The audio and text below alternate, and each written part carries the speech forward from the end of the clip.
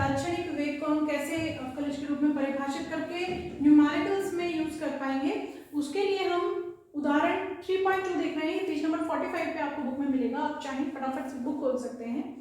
इसमें हमें दिया गया है कि एक्स अक्ष के अनुदिश किसी गतिमान वस्तु की स्थिति जो है वह एक्स है और एक्स किस पर निर्भर कर रही है, टी पर। ए प्लस बी टी स्क्वायर, जहां ए 8.5 मीटर, बी 2.5 मीटर प्रति सेकंड स्क्वायर है, यानी कि ए और बी क्या है, कांस्टेंट है, और टी कैसा है, चर है। ये स्वतंत्र चर है कि इसके मान के परिवर्तन के कारण आपको एक्स की नई स्थिति मिलेगी। ठीक है, तो यहाँ पर एक्स क्या है, हमने जैसे कि अभी बताया था, अगर हम इसका सॉल्यूशन करें तो हमें क्या बताया गया है, स्थिति जो है वह क्या है, फलन है। किसकी फलन है, समय की फलन। कितनी दी गई है, a plus B T square. ठीक है, डरना नहीं है, जैसा बताया वैसा लिख लेना है। ठीक है ना। फिर हमसे कहा गया है कि आपको इसमें a 8.5 मीटर, b 2.5 मीटर प्रति सेकंड स्क्वायर है, और t को हमने सेकंड्स में व्यक्त किया है। t बराबर 0 सेकंड पर और 2 सेकंड पर वस्तु का वेग, क्योंकि क्षणिक मान पूछ रहा है, 0 सेकंड पर बताइए, अंतराल नहीं पूछ रहा है, 0 सेकंड पर बताइए, 2 सेकंड पर बताइए, वस्तु का वेग बताइए, तो तात्क्षणिक मान चाहिए। तो हमें क्या चाहिए, vi इंस्टेंटेनियस या v तात्क्षणिक, किस पर, एक तो t बराबर 0 सेकंड पर और एक t बराबर 2 सेकंड पर। ठीक है, दूसरा क्या पूछ रहा है, दूसरा पूछ रहा है 2 सेकंड तथा 4 सेकंड के अंतराल में। अंतराल कैसा देख रहे हैं आप, 4 माइनस 2 करेंगे 2 सेकंड मिलेगा, जो कि अच्छा खासा मान है, इसे आप आराम से डील कर सकते हैं। तो इस अंतराल में आपको वस्तु का औसत वेग बताना है। अब औसत वेग के लिए हमें कोई प्रॉब्लम नहीं है, औसत वेग तो डेल्टा एक्स बटा डेल्टा टी निकाल लेंगे, लेकिन हमें इंस्टेंटेनियस मान निकालना है। तो इंस्टेंटेनियस के लिए आपने क्या कहा कि वी आई जो है वो कैसे परिभाषित किया गया है, डी एक्स बटा डी टी, यानी कि स्थिति के समय के सापेक्ष अवकलज के रूप में। d बटा dt लगाएंगे किस पर, इस सूत्र पर। देखिए ध्यान से, a plus B T square. हमेशा ध्यान रखिएगा, जब भी आप, हमने बीजगणित के लिए तो पढ़ा है, लेकिन ये जो कांस्टेंट है, कांस्टेंट को हम कैसे बोलेंगे कि भाई समय के सापेक्ष बदल रहा है। a का मान कितना है, a का मान तो 8.5 मीटर है और समय के सापेक्ष नहीं बदलता है, कांस्टेंट है ना।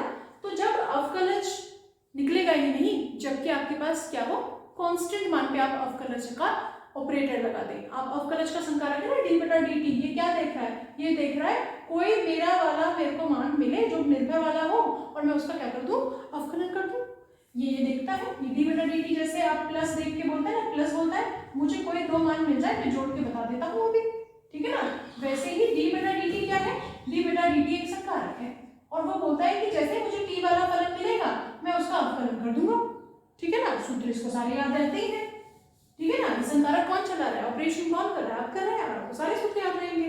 ठीक है ना, तो ये d बटा dt देख के बोलेगा कि भाई a को छोड़वा नहीं जाता, ये तो बदलता ही नहीं है, बदलता नहीं है तो मेरे पास तो कोई सूत्र ही नहीं है, मेरे तो चर के लिए सूत्र है मेरे पास, कोई चर राशि मिले उसका अवकलन कर दो, और अगर कोई चर राशि ना मिले तो उसका अवकलन मैं कैसे करूंगा, भाई वो बदलती नहीं है तो उसको क्या कर दूं, 0 कर दूं।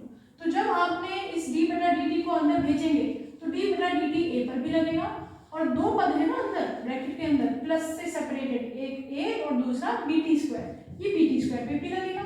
मान कितना निकल के आएगा, इस पद को 0 कर देंगे क्योंकि ये बदलता नहीं है, इसका अवकलन 0, चेंज 0 हो गया ना। d बटा dt क्या बता रहा है, अंतर, a का अंतर t के सापेक्ष, a कांस्टेंट है, किसी के सापेक्ष नहीं बदलता तो 0 हो गया मान। फिर आप इसको देखिए, कांस्टेंट जब मल्टीप्लाई में होगा तो बाहर आ जाएगा क्योंकि इससे कोई काम नहीं है उसको, वह किस पे चला जाएगा, t पर, और t कैसा है, पावर कितनी लग रही है, 2। थोड़ी देर पहले हमने कहा था अगर बीजगणितीय फलन होगा इस प्रकार से तो क्या करेंगे, उसकी पावर से उसको मल्टीप्लाई करेंगे और घात 1 से कम कर देंगे। ठीक है ना, घात को आगे मल्टीप्लाई करके बची हुई घात कितनी, 1 से कम, कितना हो जाएगा, b 2 इंटू टी, टी की घात 1 से कम, यानी कि 2bt। ये किसका मान हो गया, तात्क्षणिक वेग का। किस पे निकालना है आपको, तात्क्षणिक वेग 0 सेकंड पर, कितना हुआ, 2b इंटू 0 बराबर 0 मीटर प्रति सेकंड। फिर किस पे निकालना है, 2 से v2 निकालना है 2 सेकंड पर, t का मान कितना रखें, 2, कितना हो गया, कितना हो गया, 4 इंटू b, 4 का आपके पास मान आपको पता ही रहता है, 4 कितना होता है, b कितना 2.5 और यहाँ पे आपको मिला वैल्यू 10। क्या निकाल रहे थे? वेग। कितना हो गया? 10 मीटर प्रति सेकेंड। ठीक है, अब ये तो निकल गए तात्क्षणिक मान। समझ में आया? अवकलन का हमने कितना अच्छा से यूज किया, बड़ी आसानी से हमने तात्क्षणिक वेग निकाल दिए। प्रश्न ने साफ पूछा था इस क्षण पे बताइए, ठीक है ना। अब हमें क्या करना है? अब हमें औसत वेग का मान, ये सूत्र हमें पता है। औसत वेग के लिए x2 का मान निकालेंगे हम। तो x2 कितना दिया गया है? समय 4 सेकंड के लिए दिया गया है। वेग निकालने के लिए हम सूत्र लेंगे डेल्टा x बटा delta T, x2 minus x1 बटा t2 माइनस t1, जो कि x का परिवर्तन और t का परिवर्तन, विस्थापन और समय अंतराल वेग के बराबर होता है। हमें पता है औसत वेग के बराबर। हमें x के लिए जो सूत्र दिया गया था, क्या दिया गया था? a plus B T square, ये t पर निर्भर करता है। तो x2 का मान कितना हुआ? t बराबर 2 पे हम ये मान निकालेंगे, t बराबर 4 पे मान निकालेंगे। 4 के लिए हमने t की जगह मान रख दिया 4, और क्योंकि हमें अंतराल पूछा गया है t बराबर 4 से लेकर 2 सेकंड के लिए, तो हमने जो एक और मान निकाला है वो किस पे निकाला है? जब t बराबर 2 हो। ये t बराबर 4 पे, t बराबर 2 पे। समय कितना हो गया इस बीच? t2 माइनस t1, t2 है 4 सेकेंड, t1 है 2 सेकेंड। जब हम इसको माइनस, ये ब्रैकेट्स को ओपन करेंगे तो आपका ये माइनस हो जाएगा, ये आपका माइनस हो जाएगा, माइनस a से माइनस a आपका कैंसिल हो जाएगा यहाँ पर, और b कॉमन करके हमारे पास पद बचेगा अंदर, 4 का स्क्वायर 16 और 2 का स्क्वायर 4, यहाँ बटे 2 आपके पास ऑलरेडी चल रहा है। b का मान हमें 2.5 दिया गया था, हमने 2.5 लिखा। 12/2 यहाँ पे मान बना, 16 माइनस 4 12, 2 हमने डिवाइड किया, 6 आया। 2.5 को हम 6 से मल्टीप्लाई करते हैं, हमारे पास मान आता है 15 मीटर प्रति सेकेंड। ये हमारे पास औसत वेग का मान है। तो ये हमारा एग्जाम्पल 3.2 हुआ। इसके बाद एक छोटा सा पॉइंट मैं आपकी नोटिस में लाना चाहती हूँ, उसे देर को फिनिश करेंगे। देखिए, हमें पता है कि हमने भी अभी कहा यहाँ पर अगर हमारे पास एक समान गति हो रही हो, ये समय हो गया, ये स्थिति हो गया। एक समान गति होती है जब आप बोलते हैं बराबर समय अंतराल में बराबर दूरी चलता हो कण। तो बराबर समय अंतराल, बराबर दूरी, इसका अगर हम औसत चाल का मान निकालें इसमें तो हमें कैसी मिलेगी? कांस्टेंट, क्योंकि क्या होती है?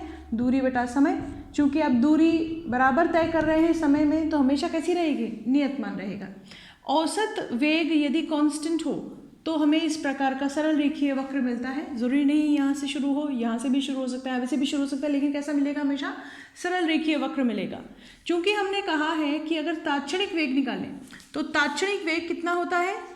तात्क्षणिक वेग होगा dx बटा तात्क्षणिक जो मान है वेग का, वो कैसे निकाला जाता है? अवकलज से। और अवकलज क्या होता है? उस बिंदु पर स्पर्श रेखा का ढाल होता है। तो अगर हम क्या करें, यहाँ देखें, ध्यान देंगे, ये 2 पॉइंट्स है P और Q। अगर हम इनके लिए T1 x1 T2 x2 मान निकालें तो औसत वेग कितना होगा? x2 माइनस x1 बटा T2 माइनस T1, कितना हो जाएगा? डेल्टा x बटा डेल्टा t।